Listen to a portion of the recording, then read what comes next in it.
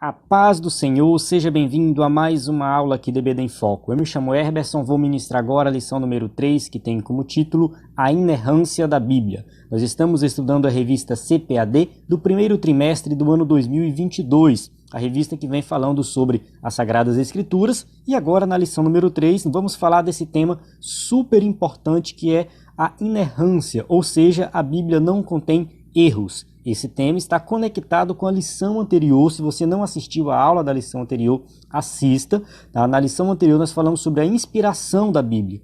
Então, se a Bíblia é um livro inspirado pelo Espírito Santo, inspirado por Deus, significa que ela não contém erros. Isso é muito importante porque nós precisamos confiar que a Bíblia é verdadeira para aplicar ela na nossa vida. Bem, essa lição aqui, né, que vai falar sobre a inerrância, a gente vai disponibilizar aí no site do EBD em Foco o conteúdo completo de apoio para essa lição. Então no site a gente tem, além da aula em vídeo, né, a gente tem aula em áudio, PDF e também o slide em PowerPoint, que é este slide que estou usando aqui, que você pode adquirir e usar na sua igreja. Nós estamos fazendo melhorias nesse novo formato do slide e nesse slide aqui da lição 3 já tem algumas novidades, você vai observar durante a aula, que a gente vai destacar os textos com algumas caixas coloridas, vai ficar muito melhor. Então assista até o final para você aprender o conteúdo e também ver a qualidade do slide. Vale ressaltar que nós estamos com um projeto novo que já foi lançado, que é chamado de aula antecipada. Nós já temos todas as aulas gravadas disponíveis no site ebdenfoco.com, somente dentro do site. A aula antecipada, ela não é com slide, porque o slide não está pronto ainda das lições futuras.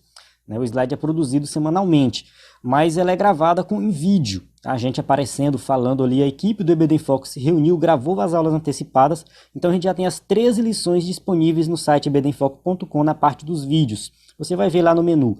Então acesse lá, totalmente gratuita a aula antecipada, você pode assistir a aula 7, 8, 9, 10, fica à vontade para assistir lá. Então tá, né? Acesse o site para conhecer o conteúdo completo, qualquer dúvida pode entrar em contato conosco.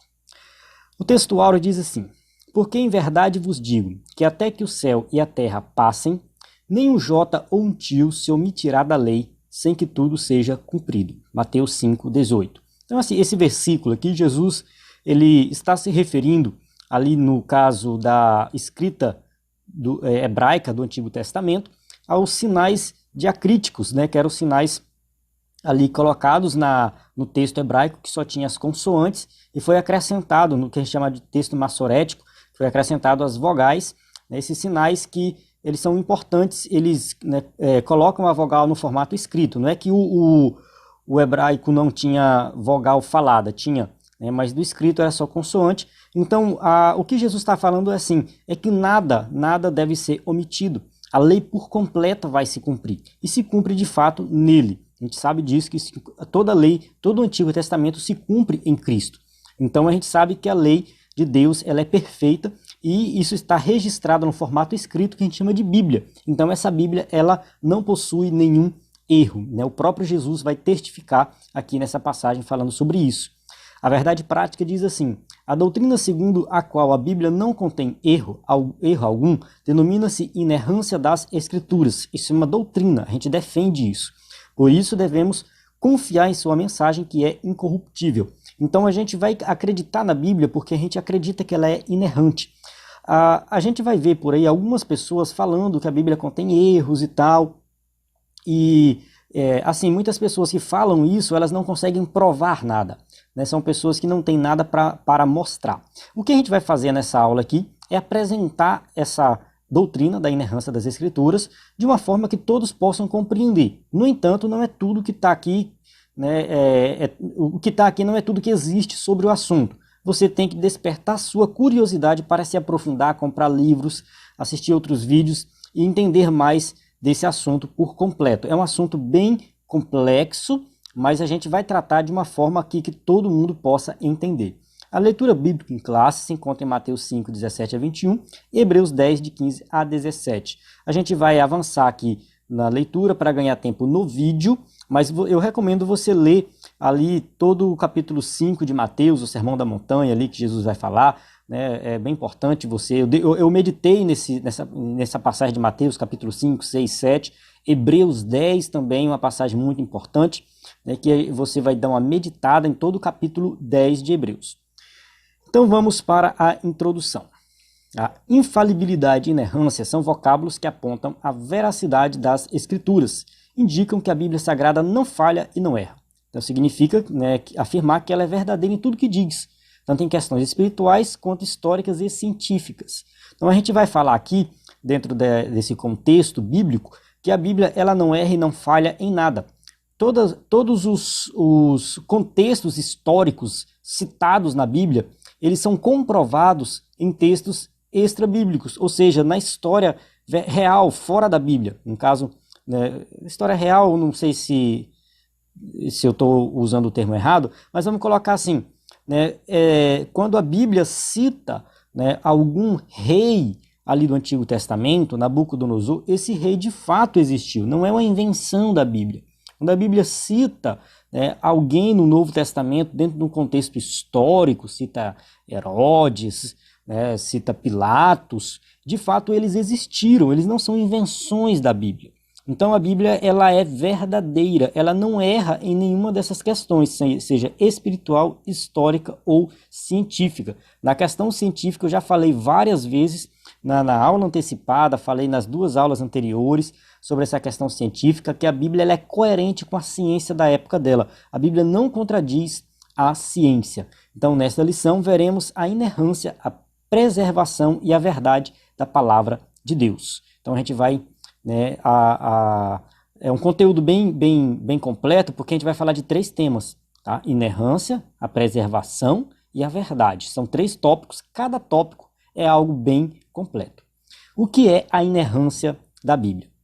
Tá? Uma coisa que eu estou colocando agora, eu estou colocando o tópico 1.1, 1.2, para a gente não se perder, a gente saber que a gente está dentro do tópico 1. Tá? Então 1.1, tá, o conceito de inerrância da Bíblia. Aí eu estava, nas aulas anteriores, eu estava falando, mas não estava escrito. Agora no slide está escrito. A inerrância é a doutrina segundo a qual a Bíblia não contém erro algum. Significa que ela é verdadeira em tudo que afirma. De fato, é um conceito simples. Tá? A Bíblia ela não contém nenhum tipo de erro. Tá? Desse modo, a Escritura é isenta de erros. Aí seja em qualquer aspecto. Tá? A gente fala de doutrina, a Bíblia é verdadeira. Ela está correta. Ela não tem nenhuma doutrina que se contradiz dentro da Bíblia. Os conceitos espirituais da Bíblia também são coerentes. Tá? Os conceitos históricos, culturais, científicos e todos os demais temas tratados dentro da Bíblia, a gente consegue, né, analisar esses temas com textos extra-bíblicos e provar e comprovar que eles são verdadeiros. A gente consegue olhar dentro da própria Bíblia que os conceitos tratados em livros diferentes não se contradizem. Então eles são verdadeiros. O argumento é irrefutável, Deus não pode errar e como a Bíblia é divinamente inspirada, ela não pode conter erros. Então essa é a lógica. Se a gente acredita que a Bíblia é divinamente inspirada e Deus é perfeito, ele não erra nunca, então a gente vai acreditar que a Bíblia não contém nenhum erro e a gente consegue provar isso. Assim sendo, a inerrância, a infalibilidade e a inspiração estão entrelaçadas. Então a gente vê que são temas que não dá para separar um do outro. Se a Bíblia ela é inerrante, ela é infalível e ela é inspirada. Tá tudo junto. Você não pode falar assim, a Bíblia é inspirada, mas ela tem erros. Está errado. Não tem lógica isso aí. Se ela é inspirada, ela não contém erros. Nesse sentido, a nossa declaração de fé professa que a Bíblia é a nossa única fonte de autoridade, a inerrante, infalível, completa e inspirada palavra de Deus. Isso aqui está na nossa declaração de fé, mas não é o fato de estar na nossa declaração de fé que faz isso aqui ser verdadeiro. Não. Tá? Isso aqui é verdadeiro porque é comprovado e nós nos apossamos dessa verdade e colocamos na nossa declaração de fé. Vou fazer só uma observação aqui com os irmãos antes de avançar, que eu estou muito gripado, minha garganta não está boa, eu não sei como está saindo a minha voz aí, mas eu creio que eu vou até o final, tá? Eu vou conseguir até o final, se Deus quiser. Mas vamos lá. 1.2. A Bíblia reivindica sua inerrância. O termo inerrância não aparece na Bíblia, mas a ideia está presente nas páginas do texto sagrado. Tá? Então, apesar de não aparecer essa palavra, esse termo, a gente sabe que a Bíblia afirma isso. Tá? No livro de Provérbios está escrito que toda a palavra de Deus é pura, né? Provérbios 35. O salmista afirma que a palavra de Deus é provada, Salmo 18:30. E Samuel assegura que o caminho de Deus é perfeito e a palavra do Senhor refinada, segundo Samuel 22:31. E Cristo atestou a inerrância ao afirmar que nem o jota ou tio se omitirá da lei. Aquilo que eu já falei no começo. Jesus está aqui usando uma figura de linguagem, né, pode-se dizer até que é uma hipérbole, né, um exagero, tá, que nada vai se omitir, nada, nenhum detalhezinho, nenhuma vírgula, nada, nenhum acento, nenhum sinal diacrítico lá do hebraico, nada vai ser omitido da lei sem que tudo se cumpra, né? E o Senhor igualmente ratificou que a Escritura não pode ser anulada, João 10:35, e que a palavra é a verdade, João 17:17. Então, se a palavra é a verdade, tá, e ela não pode ser anulada, então a gente vai, né, confiar, porque o próprio Jesus afirmou isso. Então essas declarações indicam que a Bíblia é plenamente confiável, sem nenhuma falsidade ou equívoco. Então a gente vai acreditar de fato nisso, porque isso é uma verdade e é comprovado que a Bíblia não contém erros, ela é a verdade de Deus para nós e que nós podemos sim confiar em tudo o que ela diz. A infalibilidade e a inerrância da Bíblia. O vocábulo infalível indica o que não pode nem consegue falhar. Isso é do dicionário, tá? A gente tira do dicionário. Não pode falhar e nem consegue, nem se quisesse falhar, né? Em relação à Bíblia, significa que as suas palavras hão de se cumprir cabalmente. Então, quando a gente fala que a Bíblia ela é infalível, está falando sobre o conteúdo da Bíblia em si, que vai se cumprir. O que está escrito na Bíblia vai se cumprir. Isaías 55:11. Assim será a palavra que sair da minha boca. Ela não voltará para mim vazia, antes fará o que me apraz e prosperará naquilo que a enviei. Então, aqui o próprio Deus falando que a sua palavra vai se cumprir. Então, quando a gente fala que a Bíblia ela é infalível, está dizendo que as suas doutrinas, os seus ensinos são verdadeiros. Os seus ensinos eles podem ser seguidos e isso vai ter resultado positivo na nossa vida. O que a Bíblia ensina, tudo que a Bíblia ensina, é algo que para nós serve assim. Eu não gosto muito de fazer a separação de espiritual e material, porque eu entendo tudo como sendo espiritual. Mas eu posso até falar assim, o que a Bíblia afirma, ela serve para a nossa vida comunitária na igreja e também para a nossa vida secular, né? Vamos fazer essa divisão. Então, dentro da comunidade, da minha comunidade, onde todo mundo é crente, a Bíblia ela vai me ajudar a conviver bem com todo mundo e fazer a obra de Deus ali. E dentro da minha vida secular, que também é espiritual, mas é a minha vida secular, o cotidiano, onde eu trabalho, saio com os amigos, vou para uma praia, alguma coisa, ali eu aplico a Bíblia na minha vida também e eu tenho resultados positivos com isso. Por quê? Porque ela é infalível, é a palavra de Deus. Então, por causa da etimologia, os termos inerrância e infalibilidade são por vezes confundidos como sinônimos. Alguns teólogos não levam em consideração a diferença desses dois termos. Para eles, inerrância e infalibilidade é a mesma coisa.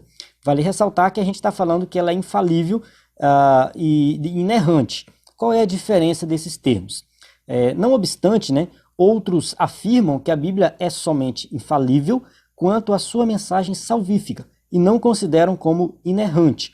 Alguns teólogos vão fazer a distinção, então são dois extremos, tá? Um extremo fala que é a mesma coisa. O outro extremo fala assim, não, esses termos são diferentes. Mas quer dizer o seguinte, que a Bíblia é infalível na mensagem salvífica. Então todo mundo que lê a Bíblia e crê na salvação que a Bíblia ensina, vai alcançar a salvação. Então ela é infalível nesse sentido. Mas ela não é inerrante. Ou seja, a Bíblia pode conter erros, não erros que venham comprometer a mensagem de salvação, mas algum erro histórico, um erro científico, um erro de grafia. Então, alguns vão levar por esse lado, confiam na mensagem de salvação que a Bíblia ensina, mas negam a inerrância da Bíblia. A gente não vai por esse caminho, tá? Nós no nosso caso aqui, nós usamos ambos os termos e cremos e ensinamos que a Bíblia é infalível, incapaz de falhar, ou seja, as doutrinas, os ensinos, eles são bons, são aplicáveis e têm resultado, eles não falham, as promessas de Deus não vão falhar. Então, quando eu digo que a Bíblia é infalível, eu estou falando nesse sentido, do seu conteúdo. das suas doutrinas e dos seus ensinos. E é igualmente inerrante, ou seja, livre de erro. Tá? O inerrante já é um outro termo que vai se referir à questão de ter palavras erradas, vírgulas erradas, histórias fora de contexto histórico, seria nesse sentido. Tá? Mas a gente acredita que a Bíblia é infalível e inerrante ao mesmo tempo. Então, negar essas verdades é desacreditar de sua autoridade e inspiração divina. Vamos ver o versículo aqui, Judas 1, 3 e 4, né? Judas só tem um capítulo, então são versículos 3 e 4. Amados, procurando eu escrever-vos com toda diligência acerca da comum salvação, tive por necessidade escrever-vos e exortar-vos a batalhar pela fé que uma vez foi dada aos santos, porque se introduziram alguns que já antes estavam escritos para este mesmo juízo, homens ímpios que convertem em dissolução a graça de Deus e negam a Deus, único dominador e Senhor nosso, Jesus Cristo. Então aqui a gente já vai observar que alguns já começam a negar a Deus, negar o que é ensinado sobre salvação. Então, ele fala assim, tive por necessidade escrever-vos e exortar-vos a batalhar pela fé, uma vez foi dada, ou seja, é uma batalha, é uma luta. O tempo todo vai ter alguém querendo destruir isso e falar mal dessa fé. Então aqui Judas já escreve, né, dando esse alerta. Vamos para o tópico 2. O Espírito Santo preservou as Escrituras. Então a gente encerra o tópico 1, acreditando, crendo, que a Bíblia é inerrante, infalível, tudo que ela ensina pode ser aplicado e nós devemos viver e vamos ter resultados positivos na nossa vida. O tópico 2 vai falar da questão do cânon, como que a Bíblia foi preservada e estruturada, e a lista de livros que nós temos, ela é uma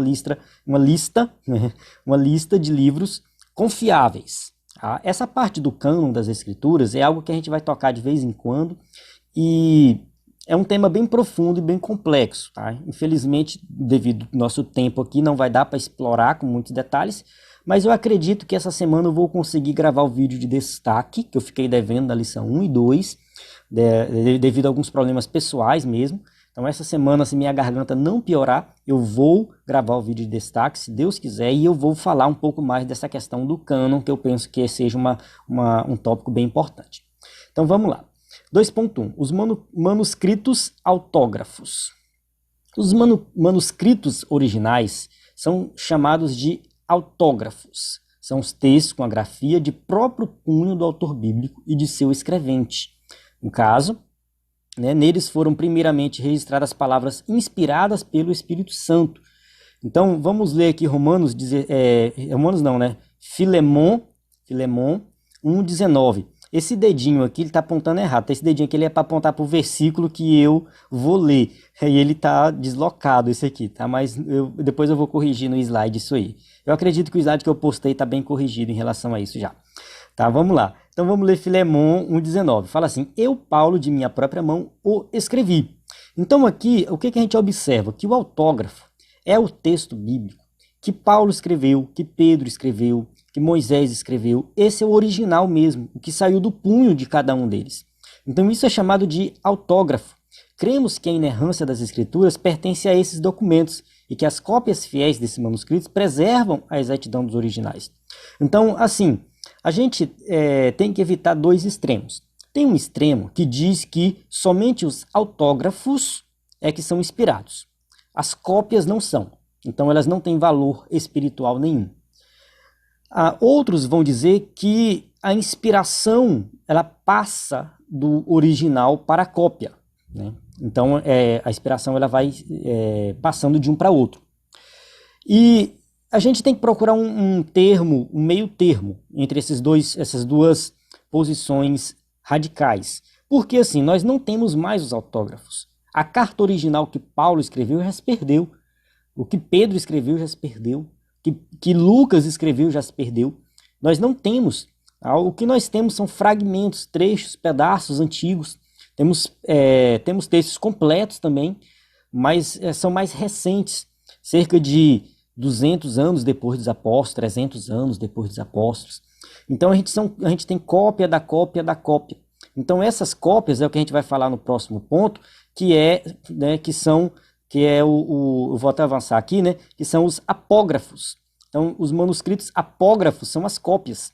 Então, já só adiantando, né, porque a gente tem que emendar aqui o assunto. Então, assim, o que nós temos são as cópias. E o que está escrito aqui, ó, é que essas cópias, elas preservaram a exatidão dos originais. Então, a gente tem cópias de confiança. Como que os estudiosos chegaram nessa conclusão? Porque eles pegam inúmeras cópias de lugares diferentes e comparam umas com as outras e vê se tem divergências. E eles não encontraram. Na verdade, as divergências, elas, apesar de existirem, são divergências simples, erros de grafia que não comprometem o ensino doutrinário daquele texto. Então, os estudiosos já comprovaram que as cópias, elas são fiéis aos originais. O Espírito Santo providencialmente manteve a revelação divina incorruptível. Ou seja, esses textos, o que nós temos em mãos, que além de ser uma cópia, uma tradução, não foi o escrito original, inspirado e inerrante, porém preserva essa revelação divina incorruptível, preserva essa inspiração. Então, fora dessa compreensão, a Bíblia não seria fonte de autoridade. Então, a gente entende que a Bíblia é fonte de autoridade porque ela preserva a inspiração dos originais. 2.2, os manuscritos apógrafos. Então, as cópias dos manuscritos originais são chamados de apógrafos, né? Ou seja, são textos que foram copiados e passados de geração a geração. Atualmente existem cerca de 25 mil cópias dos manuscritos bíblicos. A maioria deles em hebraico, grego e latim. Mas tem outros idiomas também, são cópias de outros idiomas que também são usados para estudo. Então isso aqui é uma ciência muito séria. Os cientistas formados na área de linguística estudam esses textos de forma minuciosa para descobrir detalhes do texto bíblico.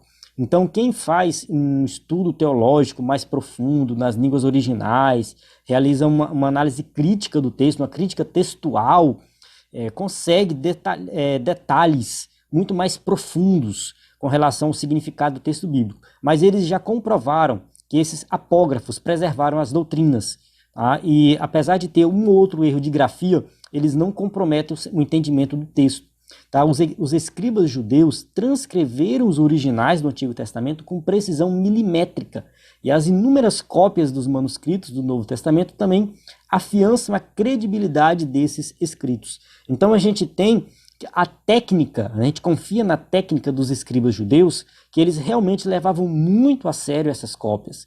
Eles determinavam o número de linhas que ia ser escrito, determinava todos os detalhes. Então, assim, dificilmente você vai encontrar um texto antigo diferente de outro. Eles são todos praticamente iguais. Então, a gente entende que essa cultura de transmitir os ensinos bíblicos através do escrito, passando pelos séculos, né,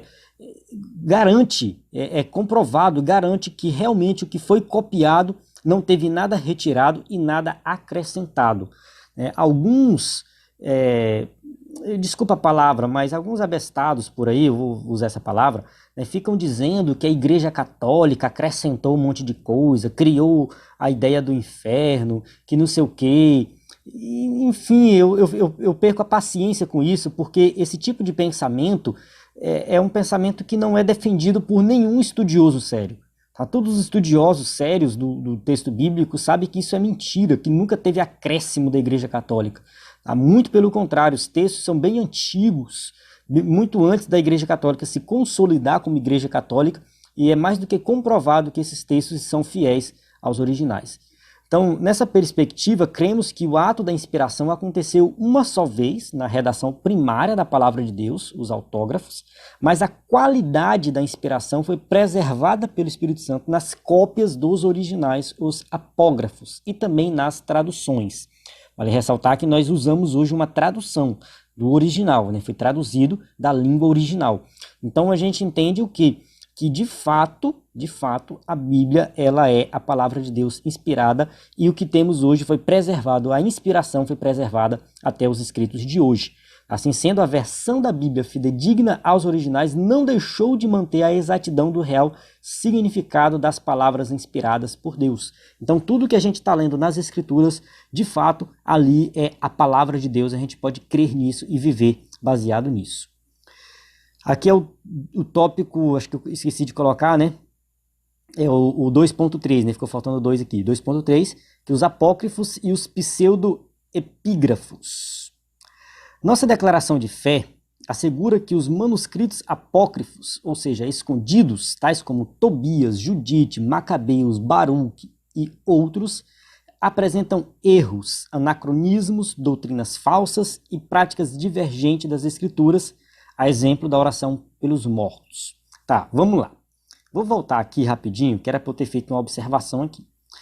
Os livros apócrifos, que são chamados de apócrifos, são livros que foram escritos naquele período entre Malaquias e Mateus. Aquele período entre os dois testamentos, foram escritos, a maioria deles, em grego, poucos foram escritos em hebraico, e eram livros que circulavam entre os judeus, mas nunca foram considerados escritura sagrada, nunca foram considerados livros inspirados. Então, esses apócrifos, né, que alguns deles estão na Bíblia Católica, eles foram considerados pela Igreja Católica no Concílio de Trento, na Contra-Reforma. Então, a gente vai detalhar isso daqui a pouco, né, já adiantando aqui. Então, esses são os livros a mais que tem na Bíblia Católica, os apócrifos, que são chamados também de deuterocanônicos. A palavra deutero, do grego, tem a ver com segundo. Então, seriam segundos canônicos, que a Igreja Católica reconheceu depois. No entanto, os apócrifos nunca foram reconhecidos pelos judeus como escritura sagrada. Os pseudo-epígrafos é uma referência a alguns livros escritos já dentro do contexto do Novo Testamento. Já foram escritos no 2º século, após a morte dos discípulos, e eles foram escritos por uma pessoa comum que colocou o nome de um apóstolo ou de uma figura do Antigo Testamento, de Moisés, de Enoque, ou do Novo Testamento, de Paulo, de Pedro, de Maria Madalena, de José, o pai de Jesus, enfim. São textos que surgiram no 2º século. Não tem autoria comprovada e, né, são chamados de pseudo-epígrafos. Né? Pseudo, no caso, tem a ver com falso, né? Então não é o verdadeiro escritor. Então quando você vê por aí Apocalipse de Pedro, aquilo ali é um pseudo-epígrafo. Foi alguém que escreveu e colocou o nome de Pedro. Então aqui o escritor da revista cita os livros apócrifos, né, escondidos, ou seja, Tobias, Judite, Macabeus. São livros que apresentam muitos erros, erros históricos, doutrinas falsas. A Igreja Católica considerou esses livros como canônicos, incluídos como escritura sagrada, considerados escrituras sagradas no Concílio de Trento, por causa de Martinho Lutero. Foi uma ideia da Contra-Reforma para defender a oração pelos mortos, porque esses livros defendem a oração pelos mortos. Porém, tinha um, que é o 2º livro de Esdras, que é contra a oração dos mortos. Aí esse a Igreja Católica não colocou. Tá? Esse apócrifo ela não colocou, porque a ideia era somente, né, fazer uma contra-reforma, ou seja, ser contra a reforma de Martinho Lutero. Então, né, só que assim, a Bíblia que Lutero traduziu para o alemão, ela tinha esses livros, mas eles vinham no final. Eles não eram considerados escritura sagrada. Então, a Bíblia protestante ou evangélica, ela já teve no passado esses livros a mais aqui. Mas como observação, esses livros não são inspirados. Eles não são úteis para a doutrina. Então, apesar de ter valor histórico, eles não são úteis e, assim, os ensinos desses livros são ensinos que contrariam os livros usados pelos judeus, por exemplo, né? Estou citando aqui o Antigo Testamento. Né? O que os judeus consideravam como escritura, que é o que a gente tem no Antigo Testamento, esses livros aqui contêm vários erros doutrinários, contrários àquilo que os judeus seguiam. Tá? Os pseudepígrafos, ou falsos escritos, dentre eles a Assunção de Moisés, o Apocalipse de Pedro, foram produzidos por autores anônimos e espúrios que atribuíram indevidamente sua autoria a profetas e apóstolos. Essa prática de escrever algo e colocar o nome de alguém famoso, ela existe nos dias de hoje. muitas vezes não com livros, mas com frases. É muito comum sair por aí uma frase de Albert Einstein, que Einstein, na verdade, nunca disse aquilo. Uma frase de Charles Chaplin. A Chaplin nunca falou aquilo. Não estou dizendo que todas as frases que saem por aí são erradas, mas muitas delas sim são. A pessoa cria a frase para dar autoridade naquela frase, ela coloca o nome de alguém. Da mesma forma foi feito aqui nesses livros. A pessoa escreveu um livro com histórias que circulavam entre os judeus, e aí essa pessoa deu o nome Assunção de Moisés para dar autoridade. O livro de Enoque, Apocalipse de Pedro. Então todos esses livros são pseudo-epígrafos, e nenhuma igreja considera eles como inspirados, nem mesmo a Igreja Católica. Observe que o Novo Testamento da Igreja Católica é igual ao Novo Testamento da Igreja Protestante.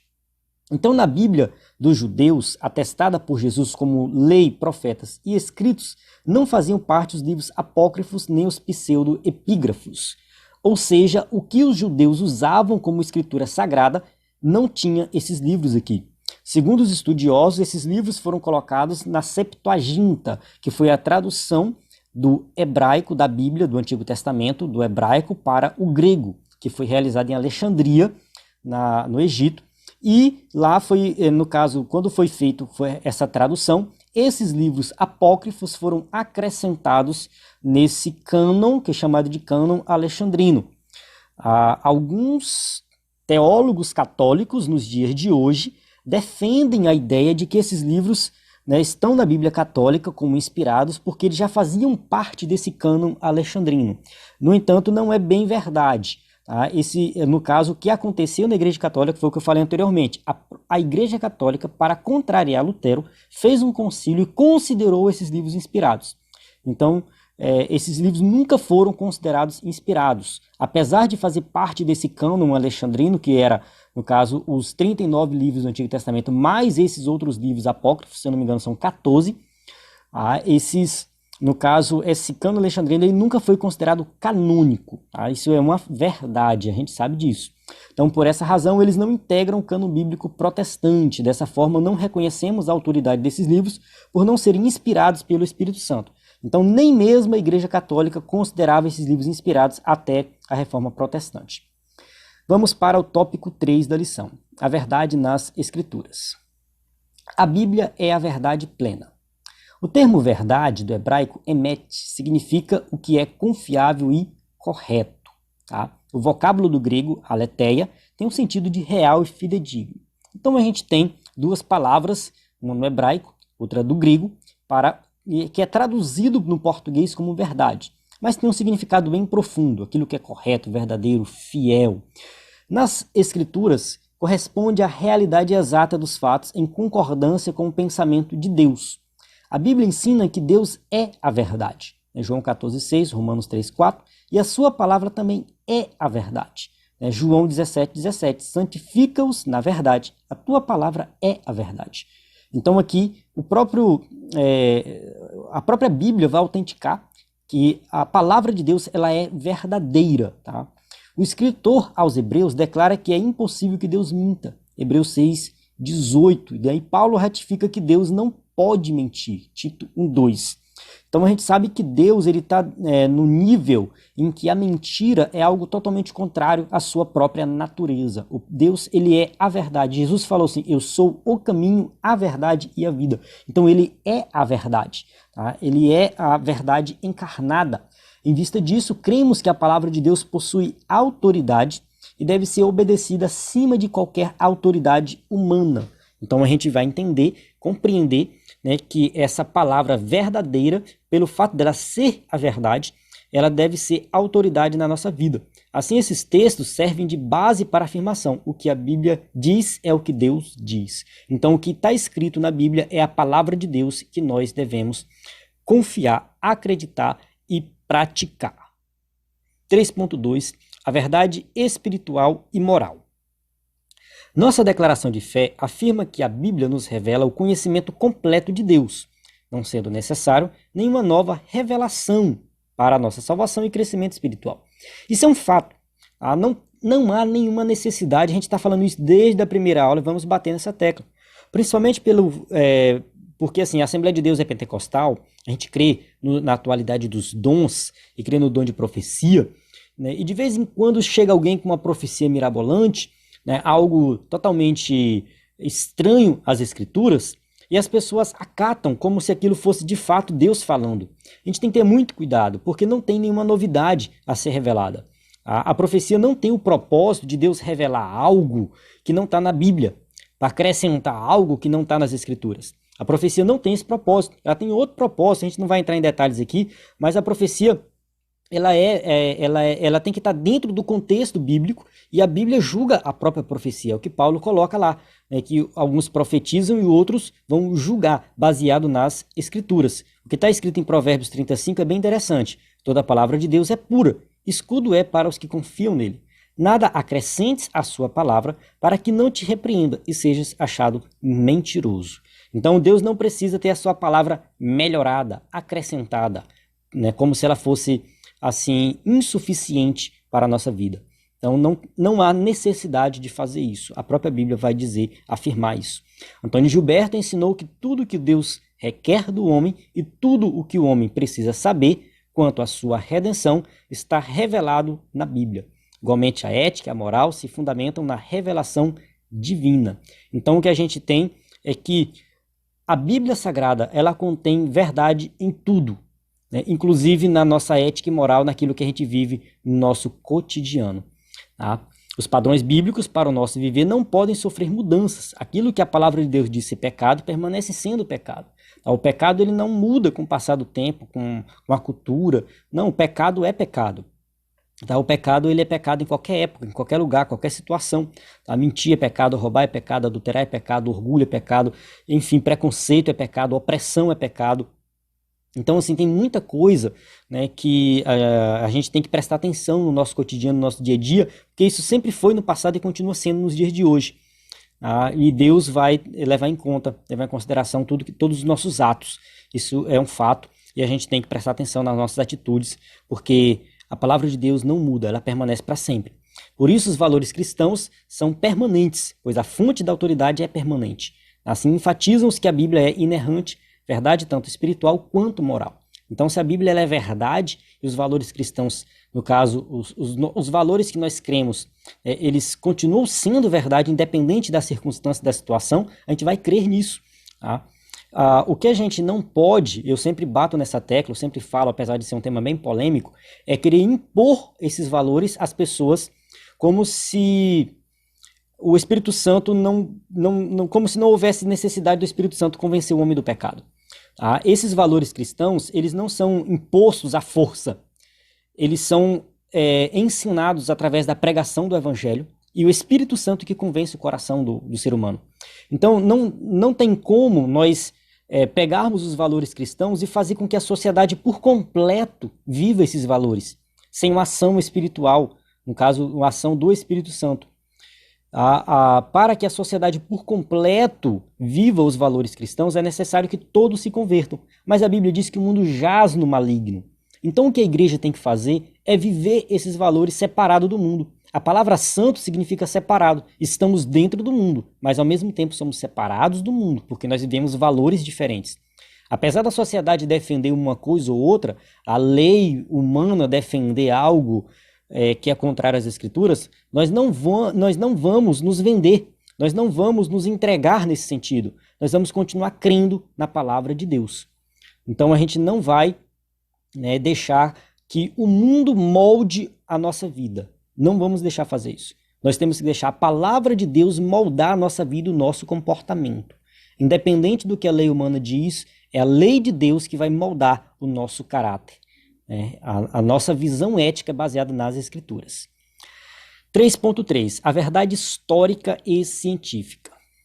Cremos que a Bíblia é divinamente infalível em toda a matéria que aborda. Isso é um fato, a gente vai acreditar nisso. John Wesley escreveu que se houver um erro, pode haver 1000. E se existe alguma falsidade, então a Bíblia não é o livro da verdade de Deus. Então tudo que a Bíblia ensina tem que ser verdadeiro.